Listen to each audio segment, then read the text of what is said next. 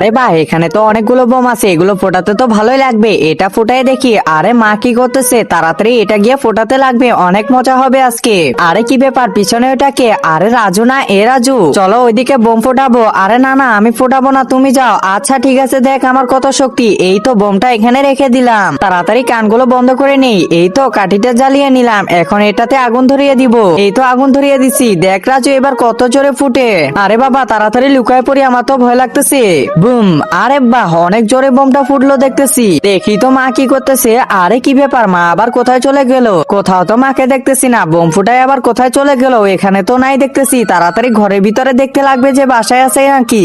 একজন মা কতটা আপন হয়ে থাকে, যার মানেই তাকে জিজ্ঞাসা করে দেখো। তো দেখা যাক বন্ধুরা, এই মায়ের জন্য কে ভিডিওটিতে লাইক এন্ড সাবস্ক্রাইব করে। আর যারা মাকে ভালোবাসো না, তারা ভিডিওটি থেকে দূরে থাকো। আরে কি ব্যাপার, ওইখানে আবার ওইটা কে লুকায় আছে? তাড়াতাড়ি গিয়ে দেখতে লাগবে তো। আরে মা দেখতেছি এখানে। আরে কি ব্যাপার রাজু, বোমটা ফুটছে নাকি? হ্যাঁ মা, ওইটা তো আগেই ফুটছে। আচ্ছা ঠিক আছে, চল আরেকটা ফোটাবো এখন। এবার এইটা ফুটাইতে লাগবে আমাকে, অনেক বড়। এবার যে কি হয়।